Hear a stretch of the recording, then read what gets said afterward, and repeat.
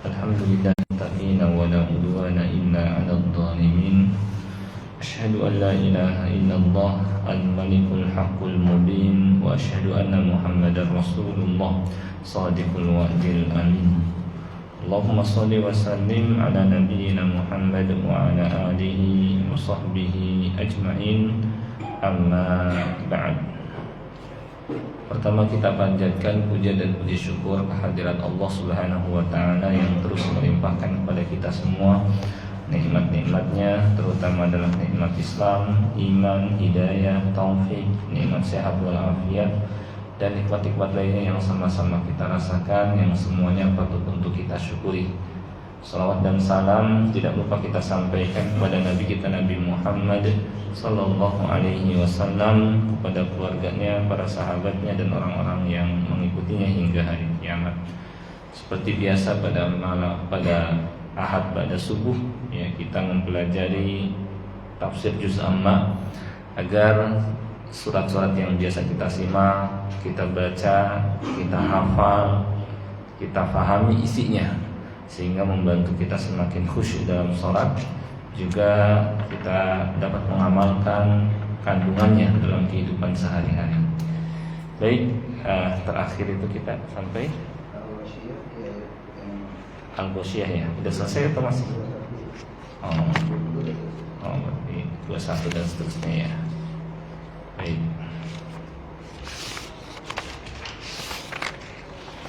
Baik, surah Al-Ghoshiyah saya bacakan dulu ayatnya. Kalau sekalian kita pelajari tajwidnya. Kalau baca dari awal aja supaya enggak sedikit yang kita baca. A'udzu billahi minasyaitonir rajim. Silakan kalau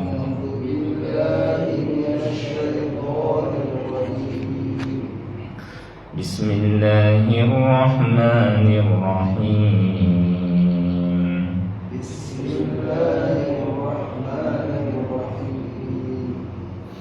Hal ataka hadithul ghashiyah.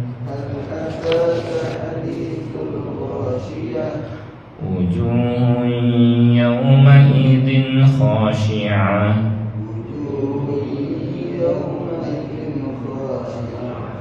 Amilatun nasibah. Tasla naran hamiyah. Tusqa min 'ainin aniyah. Laisa lahum ta'amun illa min dhari'.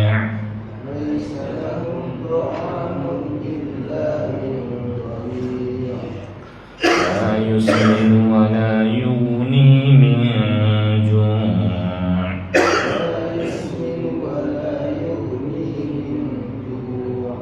Wujuhun yawmaidin na'imah.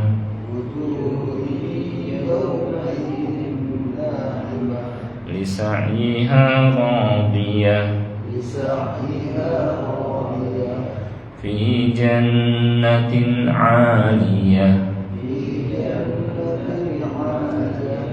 La tasma'u fiha laghiyah. Fiha 'aynun jariyah. Fiha sururun marfu'ah. Wa akwabun mawdu'ah. Wa namariku masfufah. Wa zarabiyu mabthuthah. Afala yanzuruna ilal ibli kaifa khuliqat.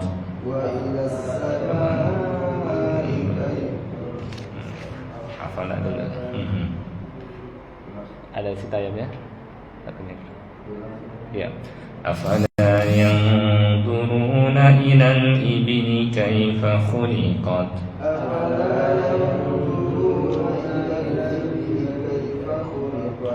وإلى السماء كيف رفعت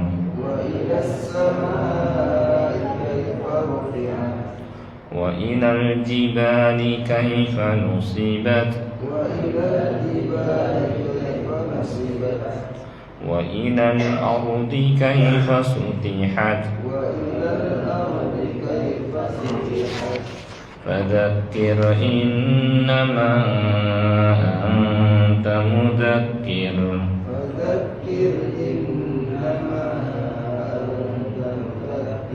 لست عليهم بمسيطر إلا من تولى وكفر فيعذبه الله العذاب الأكبر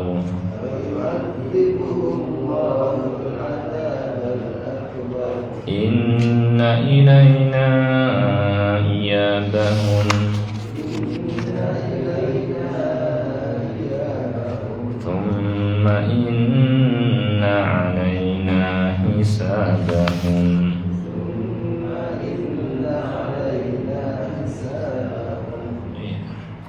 Baik, surah Al-Ghasyiyah sebagiannya sudah kita pelajari kandungannya dari ayat 1 sampai 20 ya kemarin ya. Yang mana di surah ini diterangkan tentang keadaan hari kiamat, bahwa manusia terbagi menjadi dua golongan. Ada yang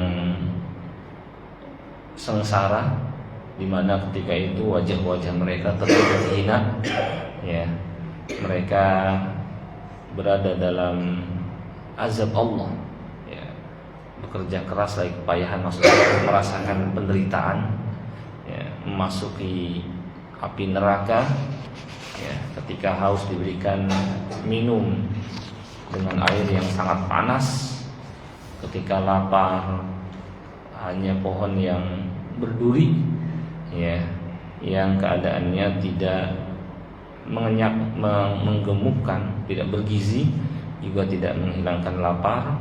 Dan ada kelompok yang bahagia, yang mana wajahnya berseri-seri, ya, karena puas dengan usahanya berupa iman dan amal soleh. Mereka ditempatkan di surga yang sangat tinggi, yang di sana mereka mendengarkan kata-kata yang mulia, ya, di sana ada mata air yang mengalir, berada di atas dipan-dipan yang tinggi, dan seterusnya. Maka pada kesempatan pada ayat setelahnya, Allah Subhanahu wa ta'ala memerintahkan kita untuk memperhatikan makhluk-makhluknya yang terdekat. Allah berfirman, afala yang duruna ilal ibili kaifa khuliqat. Tidakkah mereka memperhatikan unta, bagaimana unta diciptakan, ya. Unta Allah sebut karena memang hewan yang terdekat dengan mereka, yang mereka biasa tunggangi, mereka manfaatkan adalah unta. Di samping keadaan unta yang fisiknya luar biasa, ya, keadaan unta mampu berhari-hari nggak makan, nggak minum, ya, dan meskipun fisiknya besar, tapi dia takut kepada manusia. Allah jadikan pada penglihatannya manusia lebih besar daripada dirinya, padahal dirinya lebih besar daripada manusia. Dia siap tunduk, termasuk hewan ternak yang jinak, gitu. Ya, kita bisa menungganginya. Manusia kemudian juga ketika mereka lapar bisa mengkonsumsinya halal, bahkan, ya, bisa diambil susunya, bisa diambil kulitnya, dan manfaat lainnya. Dan zaman dulu buat ngangkut barang-barang dari tempat yang satu ke tempat yang lain, dia mampu memikul barang berat meskipun posisinya dalam keadaan menderum. Kalau kita dikasih beban berat di punggung dalam keadaan duduk atau jongkok, susah ngangkat ke atas, tapi unta bisa, ya. Dan keajaiban penciptaan lainnya, ya, yang mana ini menunjukkan kemahakuasaan Allah, rahmatnya kepada manusia, ya, yang menunjukkan Allah mampu membangkitkan manusia, juga menunjukkan rahmat kasih sayang Allah kepada manusia, di mana hewan ini Allah tentukan buat mereka, ya, yang menghendaki kita untuk bersyukur kepada Allah Subhanahu wa taala. Kemudian juga Allah ajak kita memperhatikan yang mudah dilihat juga, yaitu wa ilas samaa'i kaifa rufi'at. Tidakkah mereka melihat langit, bagaimana langit ditinggikan? Di mana kita lihat langit, ya, di atas kita tanpa penopang. Padahal langit ini kuat, kokoh. Biasanya barang-barang atau sesuatu yang kokoh, berat, besar, itu harus ada yang menopangnya supaya nggak rubuh, nggak jatuh. Tapi ini kokoh, kuat, dan tidak jatuh, ya, tidak menimpa bumi tanpa ada penopangnya. Ini menunjukkan kemahakuasaan Allah Subhanahu wa taala dan rahmatnya kepada manusia, ya. Kalau kita langit, ya, kalau kita lihat ya ke langit, padahal sudah sekian lama, ya, langit itu ada, tapi keadaannya gitu-gitu aja. Dalam arti tidak seperti benda-benda yang lain, besi lama-lama karatan, pakaian lama-lama usang, kemudian dinding lama-lama rapuh misalnya, ya. Tapi langit dari dulu sampai sekarang gitu-gitu aja, kuat. Kenapa? Karena, ya, kata Allah, wassamaa banainaha bi'aid. Langit kami bangun dengan kekuatan, kokoh. Jadi tumarji'il basara karratain itu. Maka lihat, coba perhatikan lagi, kata Allah. Hal tara min futur, adakah kau lihat di sana retak, ya, kemudian mengalami seperti benda-benda yang lain, rapuh, ya, karatan, usang? Enggak, ya. Ini menunjukkan kemahakuasaan Allah, dan tingginya pun tanpa ada penopangnya. Kemudian setelah melihat ke atasnya, lihat lagi yang mudah dijangkau juga, yang mudah dilihat juga. Wa ilal jibali kaifa nusibat. Dan tidakkah mereka memperhatikan gunung yang ada di hadapan mereka?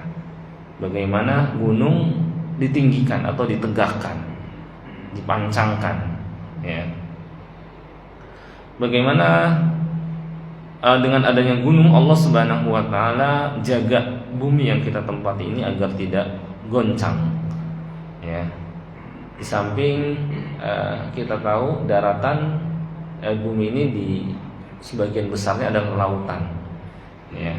Maka dengan adanya gunung, ya, bumi yang kita tempati ini seakan-akan punya, kalau Allah sebut di surah An-Naba sebagai pasak. Pasak itu kan manfaatnya kalau buat kemah, tenda, supaya nggak goyang.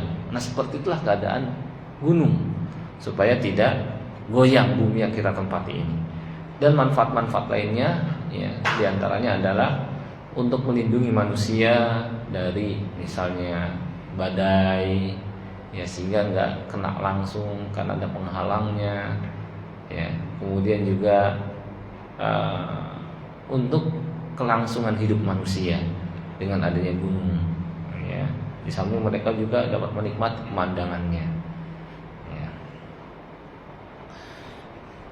Kemudian setelah Allah perintahkan memperhatikan gunung, sebelumnya langit, sebelumnya unta, di mana ini semua mudah dilihat, gitu ya. Jadi Allah Subhanahu wa taala mengajak manusia berpikir, nggak usah jauh-jauh, nggak perlu keluar kota, nggak perlu keluar negeri, nggak perlu mengadakan perjalanan jauh, cukup diam di tempat sudah dapat mengetahui kemahakuasaan Allah, rahmatnya yang luas dan kebijaksanaannya. Lihat unta yang biasa dipakai, lihat langit yang berada di atas, lihat gunung yang ada di depan, dan lihat berikutnya wa ilal ardi kaifa sutihat, dan coba lihat juga bumi, bagaimana bumi dihamparkan dengan keadaan yang bulat tetapi bisa ditempati oleh manusia. Manusia bisa menggarap tanahnya, manusia bisa membangun bangunan di atasnya, manusia bisa mengolah tanahnya, ya. Padahal bentuknya bulat. Kita nggak merasakan kayak bola, dalam arti bola itu ya ada yang miring, ada yang bagian bawah, tapi seakan-akan datar, seakan-akan rata. Itu maksud bagaimana bumi dihamparkan dengan keadaannya yang bulat tapi kayak hampar, maksudnya kayak rata, kayak datar. Padahal aslinya keadaannya bulat, sebagaimana diterangkan oleh para ulama. Dan ini termasuk nikmat Allah Subhanahu wa taala kepada manusia, dihamparkan buat mereka sehingga mereka bisa bangun bangunan, tidak terasa miring dan seterusnya. Ya. Nah, setelah Allah ajak manusia berpikir, di mana pada itu semua ya terdapat tanda kekuasaan Allah. Mampu Allah menciptakan unta dengan keajaibannya yang luar biasa, langit yang kokoh dan kuat, tinggi tanpa penopang, gunung ya dipancangkan dan ditancapkan kepada bumi untuk agar bumi tidak goyang. Bumi dihamparkan sehingga manusia merasa seperti datar. Yang mana ini menunjukkan kemahakuasaan Allah. Maka orang-orang kafir yang mengingkari kebangkitan, masa sih Allah bisa menghidupkan manusia setelah mati? Ya, mereka tidak memperhatikan hal ini. Allah mudah. Ya, Allah mudah kok menjadikan makhluk-makhluk seperti ini. Ya. Juga menunjukkan rahmat Allah, perhatiannya kepada umat manusia. Ditundukkan semua yang ada di bumi buat manusia. Juga menunjukkan apa? Menunjukkan kebijaksanaan Allah Subhanahu wa taala. Ya. Bijaksananya Allah, ya, ini Allah jadikan bumi yang kita tempati meskipun keadaannya bulat tidak seperti bola. Ya. Kemudian juga dengan Allah adakan langit, ya. Allah ciptakan unta sehingga manusia dapat banyak manfaat dari unta, ya, dan seterusnya. Yang mana ini semua nikmat yang menghendaki untuk disyukuri. Apa bentuk syukurnya? Beribadah kepada Allah, menyembahnya, mengikuti utusannya, gitu ya. Nah ini. Nah kemudian setelah manusia diajak berpikir, karena memang dalam agama tidak ada paksaan. Islam mengajak manusia dengan mengajak mereka berpikir. Berpikirnya pun nggak susah-susah, ya, mudah dan sederhana, ya. Karena kalau manusia sempat mikirkan dan membuat hal-hal yang rumit, ya, masa sih mikir begini aja nggak bisa. Kita lihat manusia bisa bikin handphone zaman sekarang, pesawat, mobil, alat-alat elektronik, yang itu bisa ke arah sana setelah bertahun-tahun mikirnya. Tapi ini nggak sampai bertahun-tahun, nggak sampai sehari, cukup sejenak memperhatikan, dia akan ketahui kemahakuasaan Allah. Dia akan ketahui kenabian dan kerasulan Muhammad sallallahu alaihi wasallam. Dia akan ketahui betapa rahmat Allah begitu luas, bijaksananya dan seterusnya. Ya. Dia akan ketahui Allah lah yang berhak disembah dan seterusnya. Gitu ya. Maka kalau sudah disampaikan demikian, ternyata orang-orang kafir masih saja, padahal sudah dimotivasi di awal ayat, sudah dimotivasi. Nanti pada hari kiamat manusia terbagi dua golongan. Ya, ada yang bahagia, ada yang celaka, sengsara. Tinggal kamu pilih mana di antara dua golongan ini. Allah terangkan, kalau yang bahagia nanti berada di surga yang tinggi. Ya, mereka mendapatkan air dari mata air yang mengalir. Ya, mereka bisa meminum ada macam-macam minuman di sana, ada sungai madu, sungai susu, sungai arak, tinggal diciduk. Ya. Kemudian juga mereka berada di atas dipan-dipan yang tinggi. Ya. Jadi ya mudah bagi Allah menjadikan dipan itu bisa naik turun. Ketika mau dinaiki dia turun. Ketika sudah dinaiki dia langsung naik ke atas. Jadi otomatis ya. Ya kalau manusia saja bisa bikin barang-barang yang otomatis, kita kentek langsung. Ya, naik atau turun. Ya kemudian pokoknya memudahkan manusia. Ya apalagi Allah pencipta kita. Ya mudah bagi Allah menjadikan sesuatu ya otomatis ya. Kemudian juga disediakan gelas-gelas yang terdekat dengannya, ada bantalan-bantalan yang tersusun rapi, ada permadani yang terhampar. Pokoknya kayak raja lah. Bahkan melebihi raja-raja di dunia, itu ahli surga.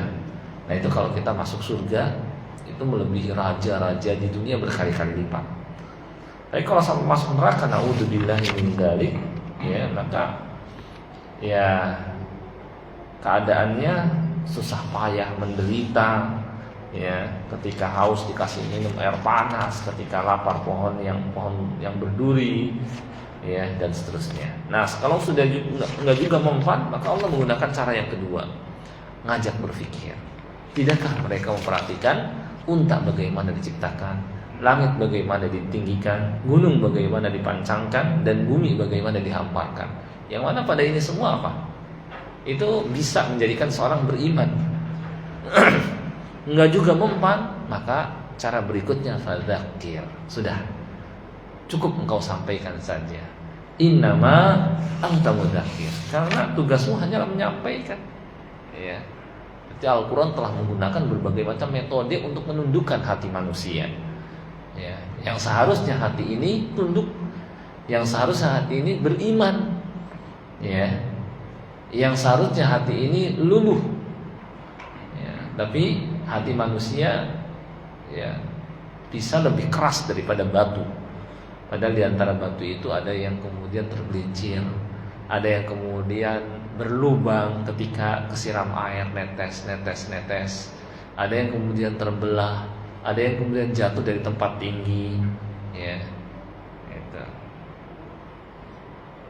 Nah ini maka Allah Subhanahu wa taala perintahkan, ya sudah, seakan-akan kalau memang mereka juga tidak beriman kepada engkau, ya, tidak masuk ke dalam agamamu, fadzakir. Cukup.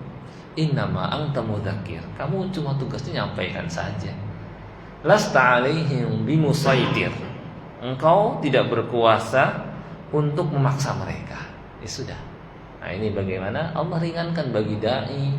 Ya, dulu para nabi mereka enggak disuruh membuat manusia beriman. Tapi sudahkah mereka menyampaikan? Ya, itu. Maka prinsip sukses dalam kayak dakwah para nabi, dalam dakwah itu bukannya banyak orang yang ikuti, tapi sudahkah dia menyampaikan risalah Allah? Ya, sudahkah dia menyampaikan ilmu ke tengah-tengah manusia? Itu saja. Kalau sudah berarti sukses. Ya. Dan para nabi semuanya sudah menyampaikan. Ya. Tapi kok kalau misalnya ada nabi yang pengikutnya cuma 2 orang, ada yang nggak punya pengikut, ya sedikit pengikutnya, apakah mereka tidak berhasil? Jawabnya berhasil, karena mereka sudah menyampaikan dan mereka tidak dipaksa, tidak disuruh untuk menjadikan manusia yang ikuti. Nah ini prinsipnya. Yang penting kita sudah ingatkan. Kok di lingkungannya banyak orang-orang jauh dari agama, ya kayak gitu. Nah, kalau kita sudah ingatkan ya sudah. Ya, sudah ingatkan, kita sudah nasihati, kita sudah ajak mereka mengaji, kita sudah adakan kultum, kita sudah pas Ramadan misalnya berikan tausiah pada saat mereka pada ngumpul, tapi masih juga yang maksiat terus nggak berhenti, yang memamerkan aurat terus memamerkan aurat, yang ninggalin sholat terus ninggalin sholat. Ya kenapa kok nggak berubah? Ya sudah, kewajiban kita cuma nyampaikan. Ringan, fadzakir. Innama anta mudzakir, lasta 'alaihim bimusaitir. Engkau tidaklah ditugaskan untuk jadikan manusia tunduk patuh. Ya, kecuali kalau umpama keluarga kita, maka perlu ditekan agar mereka bersama kita masuk surga. Karena kan tanda cinta orang tua kepada keluarga, anak dan istrinya adalah dia berusaha agar mereka bersamanya masuk surga, nggak sendirian. Itu cinta. Cuma kalau nggak sayang sama keluarga, biarin aja. Dia doang yang rajin sholat, dia doang yang rajin ibadah, anak istrinya bodo amat, nggak disuruh, ya nggak diingatkan. Nah ini mah nggak sayang, gitu. Ya. Kadang-kadang kalau tukang jualan, ya supaya laris barang dagangannya dia bilang sayang anak, sayang anak. Maksud sayang anak itu maksudnya dengan dikasih mainan kayak gitu ya. Maka kita katakan sayang keluarga adalah ketika dia perintahkan keluarganya untuk taat dan takwa kepada Allah. Gitu. Dia kalau perlu karena dia berkuasa, nah kan nggak ada masalah.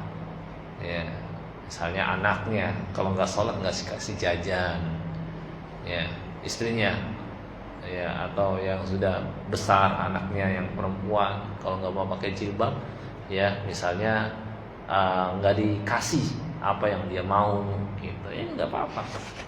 Ya, karena kita berkuasa, tapi kepada orang lain kita nggak berkuasa, ya sudah kita coba ingatkan saja. Lasta alaihim bimusaitir illa man tawalla wa kafar. Tapi kalau orang yang berpaling dan kafir, yakni untuk orang karena keadilan Allah, ya kalau mereka ternyata berpaling kafir, tetap ya Allah Subhanahu wa taala tidak akan biarkan, ya padahal manusia sudah berikrar, ya untuk tunduk kepada Allah di alam sebelumnya, sebelum terlahir ke dunia, ya dan sudah Allah berikan banyak kenikmatan, maka Allah nggak akan biarkan. Itu urusan Allah, hisabnya diserahkan kepada Allah. Maka karena keadilannya, fayu'adzibuhullahu al-'adzabal akbar. Allah akan azab dia dengan siksaan yang besar, yaitu azab di akhirat. Sedangkan di dunia ini masih dianggap kecil jika dibanding akhirat. Kalau akhirat lama, bisa selamanya bagi orang-orang kafir. Ya, kalau di dunia ya terbunuh selesai, tertawan selesai, mendapat musibah ya nanti terangkat daripadanya. Ya, itu dianggap sebagai azab yang kecil. Maka Allah ancam lagi, inna ilaina iyabahum. Kembali mereka itu setelah mati nggak kemana-mana. Kembalinya kepada kami dan kami akan minta pertanggungjawaban mereka. Maka Allah katakan, tsumma inna alaina hisabahum. Kemudian kami akan hisab mereka. Ya, seakan-akan sudah dikasih berbagai macam kenikmatan, ditundukkan semua yang ada di langit dan di bumi untuknya, dilebihkan di antara sekian makhluknya, diberikan berbagai macam nikmat yang tidak terhitung jumlahnya. Allah utus Rasulnya, turunkan kitabnya, tujuannya untuk membuat mereka lebih bahagia, malah ditolak mentah-mentah. Maka jangan salahkan Allah kalau Allah azab, ya karena Allah sayang sebetulnya kepada mereka, bahkan lebih sayangnya orang tua kepada anaknya. Allah lebih sayang. Maka Allah utus Rasul, Allah turunkan kitab, ya. Jadi kalau Allah nggak sayang, nggak akan Allah utus Rasul, nggak akan Allah turunkan kitab, dan nggak akan disiapkan kebutuhan untuk melangsungkan kehidupan manusia. Maka Allah siapkan kebutuhan, utus Rasul, turunkan kitab.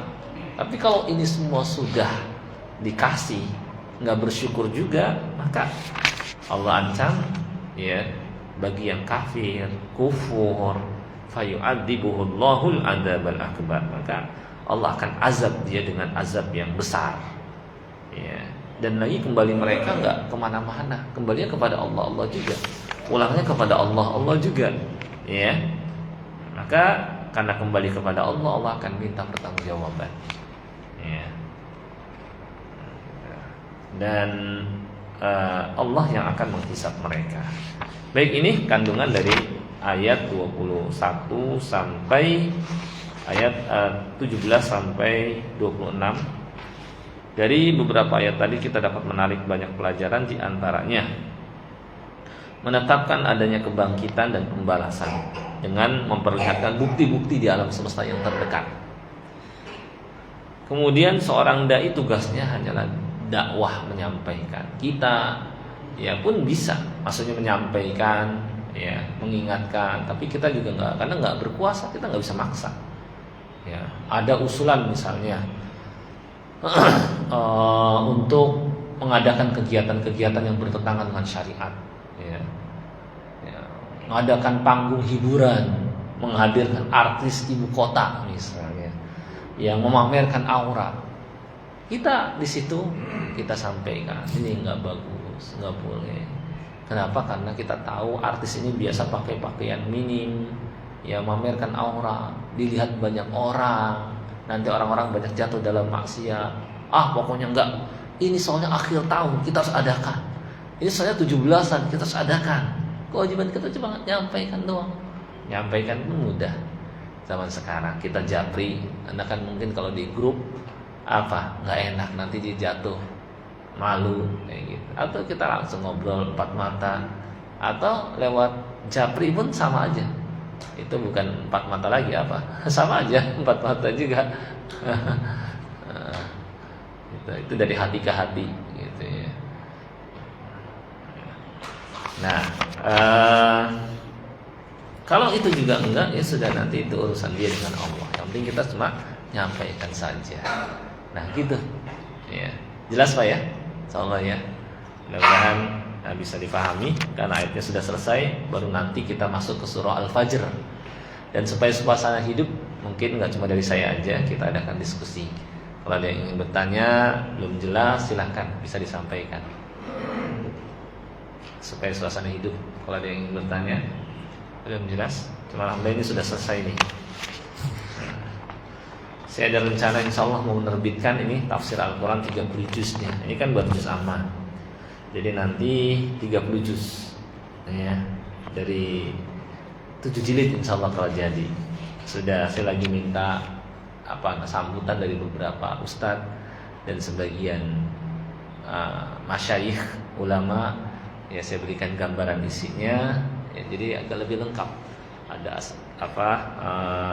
pengantar surah, hubungan surah ini dengan surah sebelumnya, kemudian lebih lengkap lagi ada fawaidnya, kemudian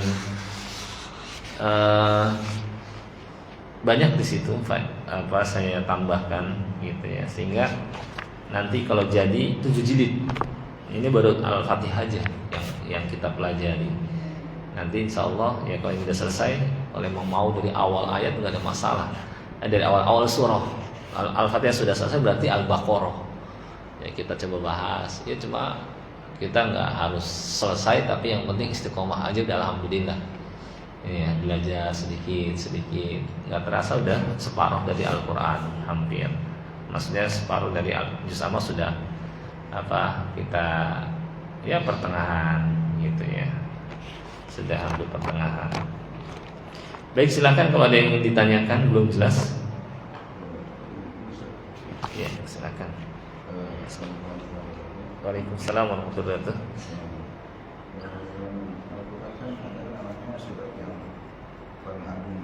Ya.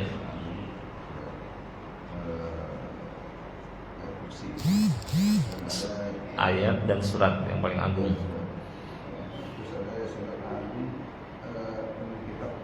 Al-Quran, Al-Fatihah.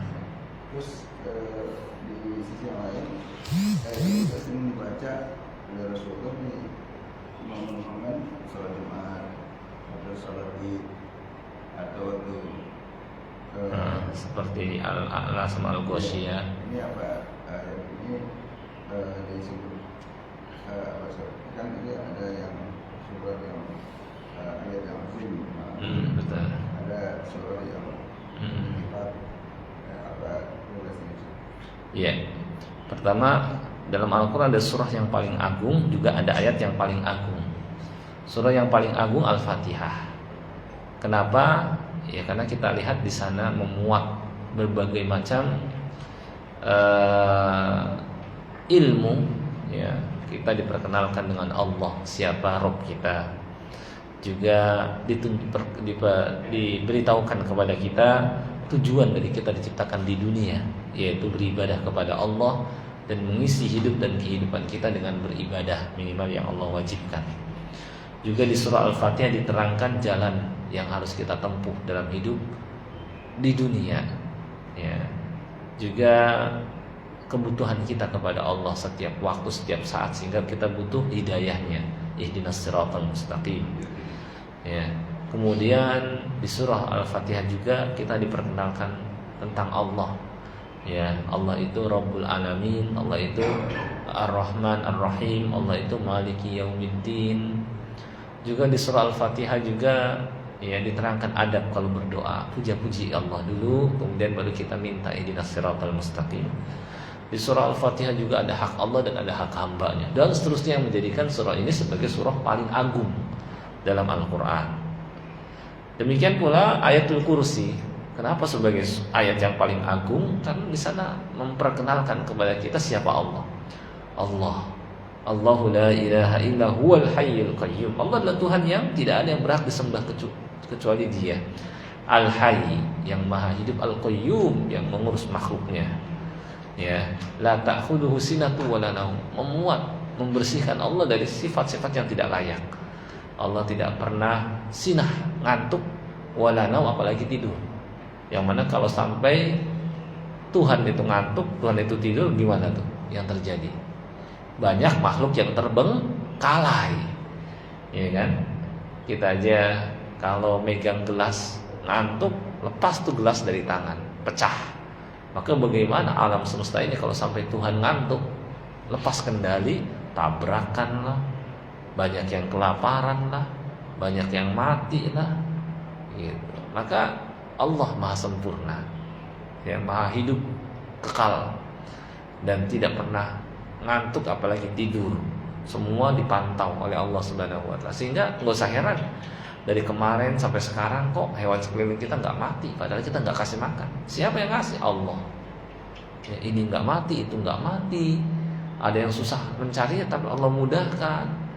Banyak cara. Ya, ada makhluk yang di bawah tanah banyak, tapi mereka masih hidup sampai sekarang. Kita nggak ngasih makan. Kenapa bisa hidup? Sedangkan manusia dan makhluk lain butuh makan. Karena jawabnya, wa ma min dabbatin fil ardi illa 'ala Allahi rizquha. Tidak ada makhluk melata pun di muka bumi melainkan atas tanggungan Allah lah rezekinya. Sudah ditanggung, jadi nggak usah kita makan. Kalau kita kurung, itulah tanggungan kita. Maka bisa masuk neraka kalau sampai kita nggak kasih makan. Tapi kalau kita lepas, itu tanggungan Allah. Ya, maka akan hidup. Tapi kalau kita kurung, ya coba aja kalau kita nggak memperhatikan selama 3 hari, 4-5 hari, itu udah mati hewan. Tapi kalau dilepas, kita nggak kasih makan juga hidup sampai sekarang. Kucing kita nggak kasih makan, kita nggak tahu, dia kadang-kadang tiba-tiba Allah kasih makan dari arah yang kita nggak tahu. Nah itu apa namanya? Kenapa surah Al-Fatihah dan ayatul kursi sebagai ayat paling agung, ya, memperkenalkan kita lebih lanjut tentang Allah. Sama Al-Ikhlas sebagai sepertiga Al-Quran, karena sama seperti itu. Ya. Terus tadi apa yang kedua? Oh iya, kenapa surah Al-Ghasyiyah dan Al-A'la sebagai surah yang paling sering sudah kita sampaikan, kalau nggak salah di surah Al-A'la. Intinya adalah karena di sana terdapat 2 nikmat yang Allah berikan, ya, terutama kepada Nabi kita Shallallahu Alaihi Wasallam. Di antaranya sanukri'uka fala tansa, kami akan membacakan Al-Quran kepadamu dan engkau akan nerima itu dan nggak akan lupa. Ya, ini Nabi SAW nggak perlu susah payah lagi berusaha untuk ngapal. Allah akan masukkan ke dalam hatinya sehingga nggak lupa. Ya, itu nikmat paling. Maka beliau bersyukur dengan nikmat tersebut dengan sering dibacakan. Yang kedua adalah di dalam surah tersebut juga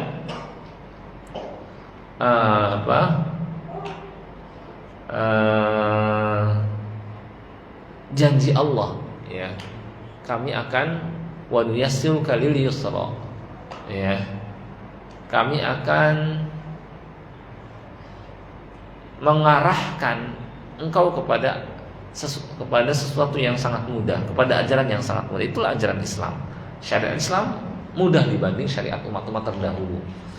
Ya, Allah akan arahkan, dan ternyata demikian. Allah mudahkan agama ini, syariatnya mudah diamalkan, tidak menyusahkan dibanding umat-umat terdahulu. Puasa ada sahurnya, ya, kemudian ghanimah halal dikonsumsi ketika perang, kita boleh menikmatinya. Di tengah zaman dulu ketika terjadi perang, maka nggak ada seorang pun yang ngambil, maka mereka kumpulkan di sebuah tempat, kemudian Allah kirimkan api yang kemudian memakan, menghilangkan ghanimah tersebut.